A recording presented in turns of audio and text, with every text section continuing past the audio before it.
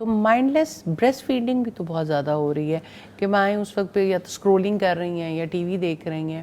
اس کا کس طرح کا اثر ہے بچے کی صحت یہ پہ؟ بڑی امپورٹنٹ بات ہے، کیونکہ اب دیکھیں کہ ماں یہ سمجھتی ہے کہ میں نے صرف دودھ پلانا ہے. اگر ماں کا یہ کانسیپٹ ہے، وہ صرف دودھ نہیں پلا رہی، وہ اپنا یعنی ایز اے ہیومن بینگ اور ایز اے مسلم جو اس کا اپنے رب سے تعلق ہے، وہ اپنے بچے کو وہ تعلق بھی پلا رہی ہے.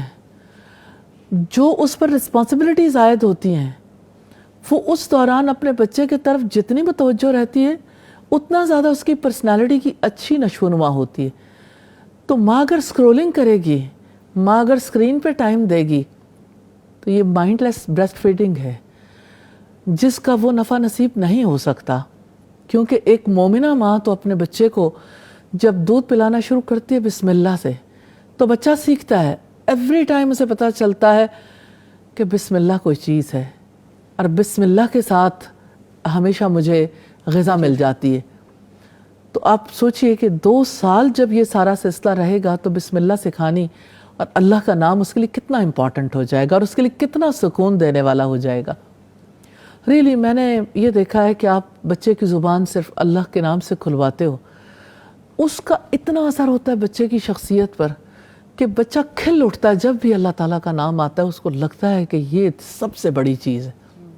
اور ساتھ ماں کو تو اللہ تعالیٰ نے 2 سال دیے ہیں کہ 2 سال تربیت کر سکتی ہے. اور تو پھر کن کن اینگلز پہ ماں کو ضرور تربیت کرنی چاہیے؟ دیکھیں ہر اینگل پہ ہے.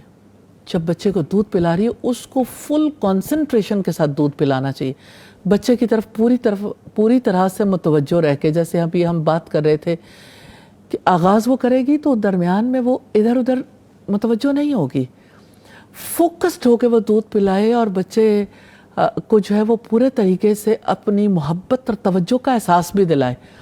جتنا زیادہ بچے کی طرف وہ متوجہ ہوگی، جتنا زیادہ وہ اس کے ایموشنز کا خیال کرے گی، جتنی شفقت دے گی بچے کی شخصیت کے اندر اتنا ہی یعنی کانفیڈنس پیدا ہوگا. بچہ اتنا ہی زیادہ مضبوط شخصیت کا حامل ہوگا اور بچے کی ذہنی صحت اتنی زیادہ بہتر ہوگی، بچے کی روحانی نشو و نما اتنی زیادہ بہتر ہوگی. تو بچہ جو ہے وہ کوئی فزیکل بینگ نہیں ہے محض. انسان کا بچہ جو ہے اس کا مادی وجود بھی ہے، اس کا ذہنی وجود بھی ہے اور اس کا روحانی وجود بھی ہے.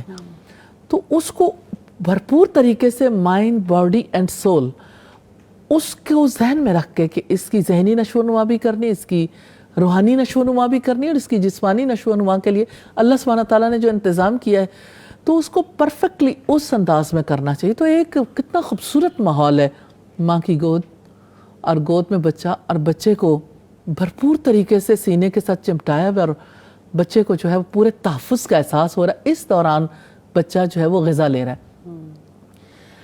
تو ماں کی ذمہ داری بڑی ہے. اس دوران چھوٹے بچے کے ساتھ وہ ذکر کر سکتی ہے. جب وہ ذکر کرتی ہے تو بچہ جو ہے اس کو بہت خوبصورت، بہت اچھا فیل کرتا ہے. اور جس وقت وہ قرآن کی تلاوت کر سکتی ہے، پھر جب بچہ بڑا ہوتا جائے پھر اس کے ساتھ چھوٹی چھوٹی سٹوریز بھی شیئر کر سکتی ہے. ایسا نہیں ہوتا کہ بچے کے اوپر اس کا اثر نہ ہو.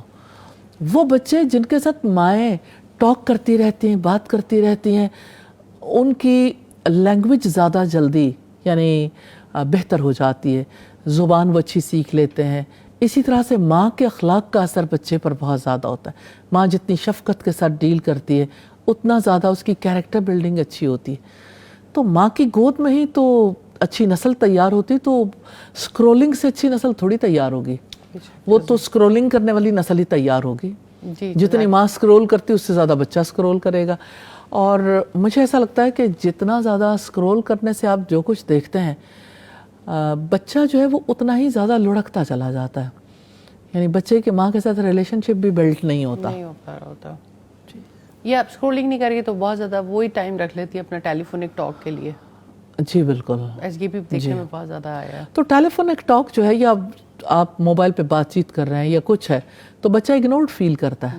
آج آپ اگنور کر رہے ہو، کل بچہ اٹھے گا تو وہ آپ کو اگنور کرے گا. ریلیشن شپ تو بلڈ ہی نہیں ہوا. بچہ تو بہت سینسٹیو ہے، بچے کو تو آپ کی توجہ چاہیے اور آپ نے بچے کو ہر اینگل سے دیکھنا. اس وقت اس کی کیا نیڈ ہے. اس دوران سب سے زیادہ ماں کو احتیاط کرنے کی ضرورت ہوتی، اور زیادہ سیکھنے کی کہ میں نے اپنے بچے کو کیا کیا سکھانا ہے، کس سٹیج پر کیا سکھانے کی ضرورت ہے۔ اب امیجن کریں دنیا بھر میں آرگنائزیشنز بھی کام کر رہی ہیں، اسٹیٹ بھی کام کر رہی ہے، کس عمر کی کیا ریکوائرمنٹ ہے، بچے کو کیا آنا چاہیے۔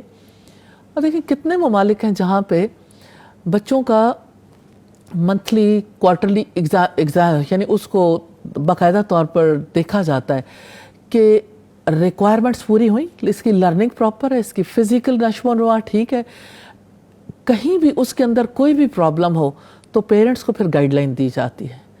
ہمارے یہاں تو یعنی جو ہمارے بچے کے ساتھ ٹریٹمنٹ ہو رہا ہے بڑا ہاربل ہے، نہ اسٹیٹ رسپانسبلٹی لے، نہ سوسائٹی رسپانسبلٹی لے، نہ ماں رسپانسبلٹی لے۔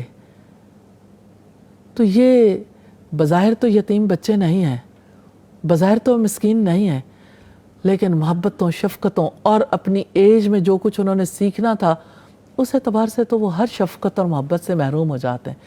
ہر طرح کی جو ذمہ داریاں پیرنٹس پر عائد ہوتی ہیں وہ ان ذمہ داریوں کو ادا نہ کرنے کی وجہ سے اپنے بچوں کو یعنی کس دور میں لے جاتے ہیں، کتنا زیادہ محرومی ہے۔ اور اس محرومی کے بارے میں ہر ماں باپ کو فکر مند ہونا چاہیے، اور ہماری رسپانسبلٹی بنتی ہے کہ ہم ایجوکیٹ کریں پیرنٹس کو کہ کس طریقے سے اپنے بچے کو اچھا انسان بنانے کے لیے، بہترین اخلاق سکھانے کے لیے ماں کیا رول پلے کر سکتی ہے، باپ کیا رول پلے کر سکتا، خاندان، سوسائٹی، اسکول اور اسٹیٹ، ہر ایک کو اپنا رول پلے کرنا چاہیے۔ جزاک اللہ خیر۔